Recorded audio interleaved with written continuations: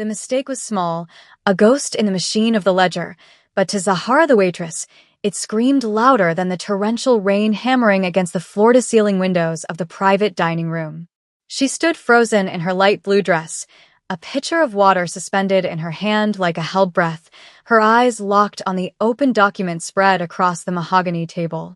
The room smelled of expensive scotch, rain-dampened wool, and the metallic tang of concealed violence. 3 men sat at the table, but the atmosphere bent entirely around the man in the center. Dae-hyun. He did not look like a criminal.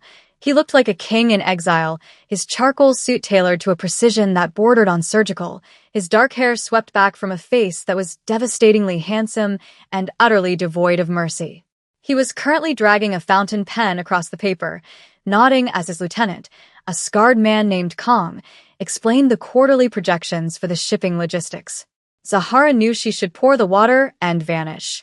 She knew that invisibility was her only currency in a place like the Obsidian, a restaurant where the city's monsters came to eat in peace. But the numbers were wrong. They were logically, offensively wrong. The discrepancy gnawed at the compulsively organized architecture of her mind, an itch that bypassed her survival instinct. "The yield is steady at 12%, Kong said, his voice rough, a stark contrast to the sterile elegance of the room. The Port Authority fees were higher, but the distribution covered the loss. Dae-hyun didn't look up, his eyes scanning the columns. The pen hovered, ready to sign off on a lie. Zahara's fingers tightened around the handle of the pitcher until her knuckles turned the color of ash. If she spoke, she might die. If she didn't speak, the error would propagate, a chaotic fracture in a perfect system. The compulsion won. "It's not 12%, she whispered, the words slipping out before she could strangle them. The silence that followed was absolute, a vacuum that sucked the air from the room. Kong stopped mid-sentence. The third man, a bodyguard near the door, shifted his weight, his hand dropping to his jacket. Dae-hyun did not move. He simply stopped the movement of his pen, the nib hovering millimeters above the paper. Slowly, painfully slowly, he lifted his head. His eyes were dark, intelligent, and terrifyingly cold as they fixed on her. "Excuse me," his voice was soft, a velvet shroud over a blade. Zahara felt her heart hammering against her ribs, a frantic bird trapped in a cage, but her mind remained ice-cold, anchored by the math. She stepped forward, the water pitcher trembling slightly. "The amortization on the 3rd column," she said, her voice gaining a fragile strength. "You're calculating the depreciation linearly, but the port fees compound weekly. If you sign that, you're not accepting a 12% yield. You're accepting a 4% loss masked as a break-even." Kong stood up, so fast his chair screeched against the floor, a jagged sound that made Zahara flinch. "You stupid girl," he snarled, stepping toward her, his hand raised as if to strike the insolence out of her. "Get out." Now Zahara flinched, bracing for the impact, closing her eyes tight. But the blow never came. "Sit down, Kong." The command was quiet, barely above a whisper, but it hit the lieutenant like a physical weight. Dae-hyun hadn't looked away from Zahara. He capped his pen with a sharp click that echoed like a gunshot in the silent room. He gestured to the empty chair beside him, a predator inviting a rabbit into its den. "Show me," he said. It wasn't a request. It was a challenge. Zahara swallowed the lump of terror in her throat and set the pitcher down. Her hands, usually rough from scrubbing tables and washing dishes, looked stark against the fine leather of the ledger. She picked up the pen he had discarded. For 20 seconds, the only sound in the room was the scratching of ink on paper and the relentless rhythm of the rain outside. She drew a line through the total, recalculated the compound interest in the margins, and circled the new bottom line. The math flowed through her, a comforting language in a world of chaos. When she finished, she slid the book back to him. Dae-hyun looked at the numbers. He traced her calculations with his eyes, his expression unreadable.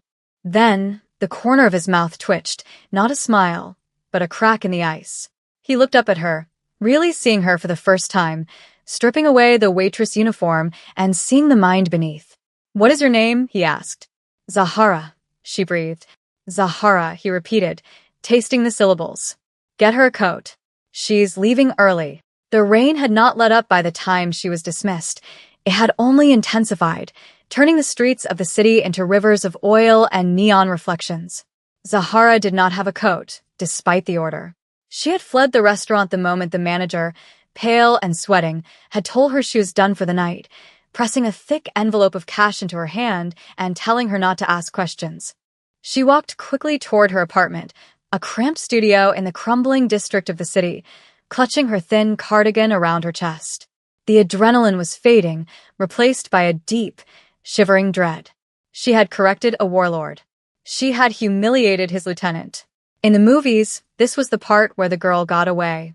In reality, she knew she had just walked onto a chessboard she didn't understand. Every pair of headlights that swept over her made her flinch. She kept replaying the scene in her mind, the way Daehyun's eyes had narrowed, the predatory focus, the way the air in the room had shifted from dismissal to curiosity. Curiosity from a man like that was not a gift, it was a target designation. She reached her building, a towering soar of concrete and peeling paint, and practically ran up the 4 flights of stairs. Inside her apartment, she locked the door, engaging all 3 deadbolts, though she knew they would offer no resistance to the kind of men who guarded Daehyun. She threw the envelope on her small, scarred kitchen table. It burst open, spilling crisp bills, more money than she made in 6 months. She stared at it, her breathing shallow. It wasn't a tip. It was a down payment. Or perhaps it was severance pay for a life about to be cut short. Zahara paced the small room, the walls closing in on her. She stripped off the light blue uniform, needing to shed the skin of the waitress, and pulled on an oversized sweater, seeking comfort. She sat by the window, watching the street below through the cracked blinds. She counted the cars. She calculated the velocity of the raindrops. She organized her fear into variables and probabilities, trying to solve for survival. But the variable she couldn't account for was him. Daehyun. Why hadn't he let Kong hurt her? Why had he looked at the numbers with such reverence? The night dragged on, a slow torture of minutes ticking by. She didn't sleep. She couldn't. Every creak of the building was a footstep. Every distant siren was a warning. By the time the gray light of dawn began to bleed through the clouds, Zahara was exhausted, her eyes burning, her mind frayed. She went to the kitchen to make tea, her hands shaking. She needed to leave town. She had the money now. She could go to the bus station. She could disappear. She was reaching for her bag when the knock came. It wasn't a pounding, aggressive knock. It was 3 precise, rhythmic taps. Controlled. Inevitable. Zahara froze, the ceramic mug slipping from her fingers and shattering on the floor. The sound was deafening. She backed away until her spine hit the counter. The knock came again. "Miss Zahara?" A voice from the hallway. Calm, professional. "Please open the door." She looked at the fire escape window, rusted shut, painted over by the landlord years ago. She was trapped. With a trembling hand, she unlocked the first bolt. Then the second. Then the third. She opened the door, just a crack. Standing in the hallway was not the scarred lieutenant, Kong, but a younger man in a suit that cost more than her entire building. He wore sunglasses, despite the gloom of the hallway. "Mr. Park requires your assistance," the man said. He didn't say invites. He didn't say asks. He said requires. Behind him, 2 other men stood like statues. There was no choice. There never had been. Zahara nodded, defeat slumping her shoulders. "Let me get my shoes," she whispered. The ride was a blur of silence and speed. They had ushered her into the back of a black SUV with tinted windows, so dark the world outside looked like a bruised twilight. The interior smelled of leather and ozone. Zahara sat in the middle, flanked by the silent sentinels. She didn't ask where they were going. She knew the geography of power in this city. They were heading downtown, to the Steel District, where the skyscrapers pierced the clouds like needles. She tried to calculate the route, tracking the turns, the acceleration, the deceleration, building a map in her head in case she needed to run. But the logic was failing her. Her mind kept drifting back to the image of Daehyun's hand on the ledger. It was a hand capable of violence, yet it had held the pen with the grace of a calligrapher. He was a paradox, and paradoxes were dangerous. They couldn't be solved, only endured. The car slowed, the tires crunching over gravel, then humming over smooth concrete as they descended into an underground garage. The sudden darkness of the tunnel triggered a spike of panic. This was how people vanished. Buried under concrete, erased from the equation. The car stopped. The door opened. "This way, please." The young man gestured toward a private elevator that stood alone in the center of the garage, bathed in harsh white light. Zahara stepped out, her legs feeling like water. She was wearing her worn sneakers and jeans now, a stark contrast to the corporate armor of her captors. They didn't follow her into the elevator. The young man simply pressed a key card against the panel and hit the button for the penthouse. The doors slid shut, sealing her in a silver box. The ascent was rapid. Her ears popped. 10 floors. 20. 40. The numbers on the display climbed higher, counting down the seconds until she faced him again. She caught her reflection in the polished steel doors. She looked small, fragile, but her eyes were sharp. She took a deep breath, squaring her shoulders. She was not a soldier, but she was a mathematician. She understood that even the most chaotic systems had rules. If she could find the rules of Daehyun's world, she could survive it. The elevator slowed. The bell chimed, a cheerful, mundane sound that felt grotesque given the circumstances. The doors opened. She stepped directly into a space that was less an office and more a cathedral of glass and shadow. The walls were sheer windows, revealing the sprawling, gray city far below, looking like a circuit board of wet concrete. The ceiling was high, lost in gloom. The only light came from the gray daylight filtering through the rain and a single, low lamp on a massive desk at the far end of the room. The air was frigid, climate-controlled to a sterile chill. Daehyun was standing by the window, his back to her, looking out at the empire he likely controlled. He had discarded his jacket. His white dress shirt was unbuttoned at the collar, sleeves rolled up to reveal forearms that were corded with muscle. He didn't turn around when she entered. He let her stand there, let the silence stretch and warp until it was almost unbearable. It was a power move. He was controlling the tempo. Zahara refused to fidget. She stood perfectly still, clutching her bag, waiting. "Most people," he said, his voice carrying perfectly across the vast room without him raising it, "see numbers as abstract concepts. Tools for trade." He turned slowly, his silhouette dark against the gray sky. "You see them as truth." He walked toward his desk, his movements fluid, predatory. He didn't ask her to sit. He picked up a thick, black folder and dropped it onto the glass surface. The sound was heavy, final. "My accountant has been with me for 10 years. He has an MBA from Harvard and a survival instinct that should have kept him honest." Daehyun rested his hands on the desk, leaning forward, his dark eyes locking onto hers. "But you found a hole in his logic in 30 seconds while pouring water." He tapped the folder. "This is the raw data for my construction holdings. There is a leak. Money is bleeding out, and the books balance perfectly. It's a magic trick." He straightened up, crossing his arms. "I don't need a waitress, Zahara. And I don't need a gangster. I need a mind that cannot be lied to." He gestured to the folder. "Find the leak. You have an hour. If you find it, you leave here with a job that pays more in a month than you make in a decade. If you don't..." He let the sentence hang there, unfinished, the threat implicit in the silence.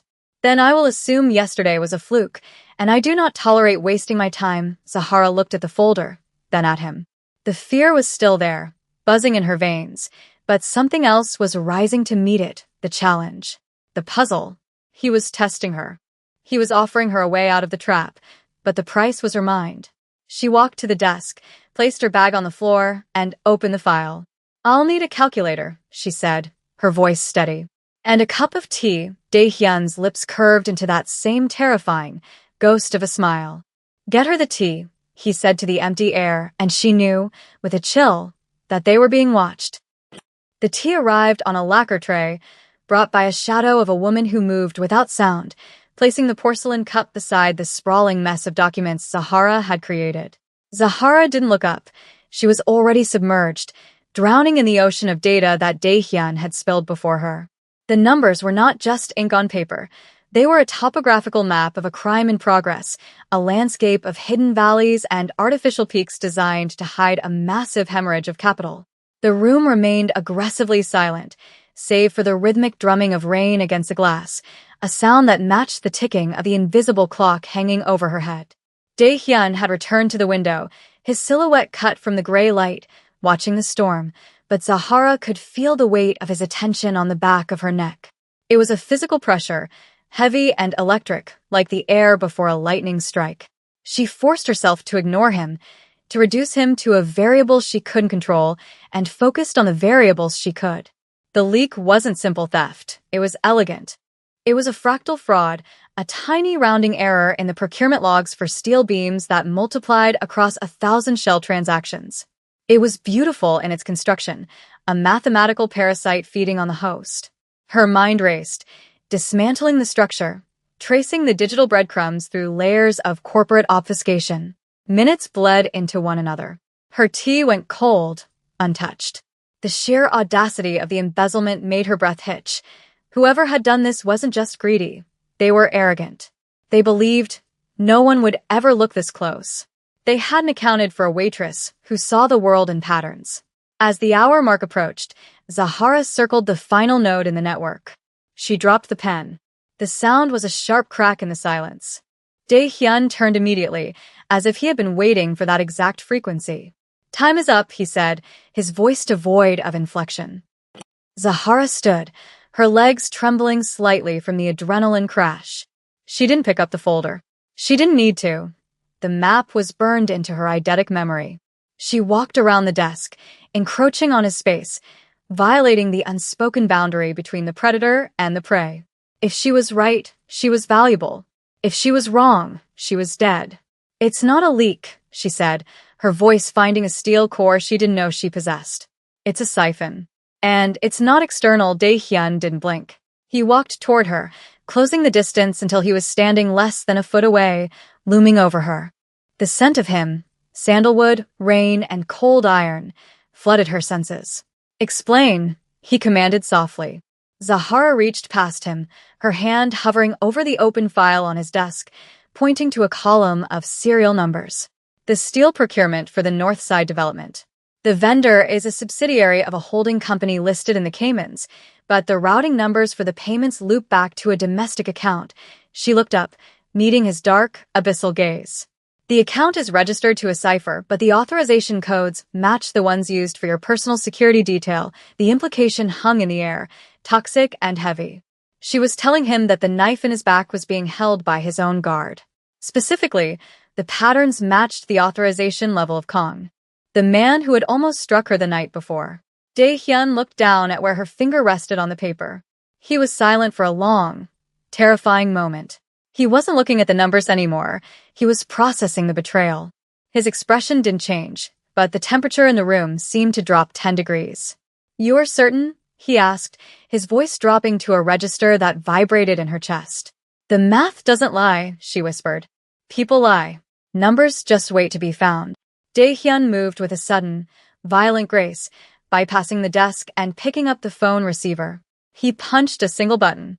"Bring him to me," that was all he said. He hung up and turned back to Zahara, his eyes blazing with a cold, terrifying light. It wasn't anger, it was something far worse, clarity. He looked at her as if she were a rare artifact he had unearthed from the mud. "You have a dangerous mind, Zahara," he murmured, stepping closer until she had to tilt her head back to maintain eye contact. Most people would have stopped at the discrepancy. "You followed the blood trail." He reached out, his hand hovering near her face, and for a second, she thought he might strike her, a reflex of the violence she had just unveiled. Instead, his thumb brushed her cheekbone, a touch that was shockingly gentle yet possessive. "You just saved me $20 million, he said, his thumb tracing the line of her jaw. "And you cost a man his life." Zahara shuddered, the reality of his words crashing into her. She had treated it like a puzzle, a logic game. But in this room, on this level of the city, logic had a body count. "I just fixed the equation," she said, her voice shaking. "I didn't write the rules." Dae-hyun's eyes narrowed slightly, intrigued by her defiance. "No," he agreed. "But you play by them now." The elevator chimed. The sound was cheerful, discordant. Dae-hyun's hand dropped from her face. His demeanor shifted instantly from intimate investigator to warlord. "Stand behind me," he ordered. It wasn't a suggestion. Zahara retreated to the shadow of the bookshelf just as the elevator doors slid open. Kong stepped out, looking arrogant, annoyed, unaware that he was walking into a tomb. The confrontation was brief, brutal, and entirely devoid of shouting. Dae-hyun did not scream. He did not accuse. He simply slid the file across the glass desk toward his lieutenant. Kong looked at the open ledger, at the circled routing numbers, and the color drained from his face so fast he looked like a corpse standing upright. He looked up, his eyes darting to where Zahara stood in the shadows. "Boss," Kong started, his voice cracking. "I can explain." The liquidity was. Dae-hyun raised a hand, cutting off the lie before it could fully form. "Zahara," Dae-hyun said, not taking his eyes off the traitor. "Tell him the yield variance on his theft." Zahara stepped forward, her heart pounding against her ribs like a sledgehammer. She felt like an executioner's assistant. "The loop siphons 4% of the gross construction budget weekly," she recited, her voice robotic with fear. "Compounded over 6 months, the total loss is 22 million. Kong stared at her with pure hatred, but the fear of Dae-hyun paralyzed him. Dae-hyun nodded slowly. "You stole from me, Kong. That is disappointing. But you did it so poorly that a waitress caught you in an hour. That is insulting." Dae-hyun gestured to the 2 guards who had emerged from the service entrance, silent specters in a room. They moved on Kong instantly. There was no struggle. Kong knew the rules. As they dragged him toward the elevator, he didn't beg. He just stared at the floor, accepting the crushing inevitability of the math. When the doors closed, leaving them alone again, the silence that rushed back into the room was heavy, suffocating. Zahara felt faint. She gripped the edge of a bookshelf to steady herself. She had just signed a death warrant with a calculator. Dae-hyun turned to her, his movements slow, deliberate. The violence had been outsourced, but the threat remained in the room, coiled around him. He walked to a side cabinet and poured 2 glasses of amber liquid. He walked over to her, extending 1 glass. "Drink," he said. Zahara took it, her fingers brushing his. The glass was heavy crystal. She took a sip. The scotch burned all the way down, grounding her, burning away the shock. "Why?" she asked, the words slipping out. "Why did you make me do it?" "You have accountants." Dae-hyun took a sip of his own drink, watching her over the rim. "Loyalty is expensive," he said. "Competence is rare. But a mind that seeks truth regardless of consequence? That is priceless." He set his glass down on a stack of books and leaned against the shelf, trapping her in the corner, not with his body, but with his presence. "You are wasting away in that restaurant, Zahara. Serving water to men who can't count. You live in a studio apartment with 3 locks on the door because you are afraid of the world." He stepped closer, invading her personal space, his voice dropping to a seductive, dark whisper. "I am offering you a different kind of fear. The fear of power." He reached into his jacket pocket and pulled out a black card, heavy and metallic. He slipped it into the pocket of her oversized sweater. "You don't work for the restaurant anymore. You work for me. You will audit every branch of my organization. You will find every leak, every lie, every weakness." Zahara looked up at him, her breathing shallow. "And if I say no?" Dae-hyun smiled, and this time, it reached his eyes. It was a dark, dangerous smile, but it was genuine. "You won't," he said with absolute certainty, "because you are already bored with the safety of your small life. You solved the puzzle because you couldn't help yourself. You belong here in the storm." He was right. God help her, he was right. The adrenaline coursing through her wasn't just fear, it was exhilaration. She had spent her life hiding her intelligence, dumbing herself down to survive. Here it was a weapon. It was currency. "I want an office," she said, her voice trembling but clear. "And I want access to everything. No redacted files." Dae-hyun's smile widened. He leaned in, his face inches from hers. Done, he straightened up and walked back to his desk, picking up the phone again. "My driver is waiting downstairs. He will take you to your new apartment." "The keys are in the car." Zahara blinked, the speed of the transition making her dizzy. New apartment. Dae-hyun didn't look up from the documents he was already reviewing, her work. "You cannot be my auditor and live in a building with broken locks. It reflects poorly on my assets, he paused, then looked at her one last time, his gaze sweeping over her with a possessive intensity that made her knees weak. Go, Zahara. Get some sleep. Tomorrow, we tear the shipping division apart. She turned to leave, clutching her bag, her mind reeling. She walked to the elevator, the heavy carpet swallowing the sound of her sneakers. She pressed the button, and as the door slid open, she looked back. Dae-hyun was watching her, standing amidst the glass and the gray light, the king of a dark kingdom. He raised his glass in a silent toast. The doors closed, sealing her in. But this time, she wasn't trapped. She was ascending. The car ride was different this time. The driver spoke to her with deference. Ms. Zahara, we are arriving at the spire. She looked out the window as the car pulled up to a sleek, modern glass tower, miles away from her crumbling neighborhood. The doorman held the door open. The concierge handed her an envelope. Inside was a key card and a single piece of paper. She took the elevator up, not to the penthouse, but to the floor just below it. She opened the door to an apartment that was vast, minimalist, and breathtaking. Floor-to-ceiling windows looked out over the city, mirroring the view from Dae-hyun's office. On the kitchen island, there was a box wrapped in black velvet. Zahara walked over to it, her heart hammering. She opened the lid. Inside was a platinum fountain pen, identical to the one she had used to correct the ledger, and a note written in elegant, sharp handwriting. The math was never the mistake. The mistake was thinking you were just a waitress. She picked up the pen, feeling its weight, its balance. She walked to the window and looked out at the rain-soaked city. It looked different now. It didn't look like a threat. It looked like a problem waiting to be solved. And she had the pen.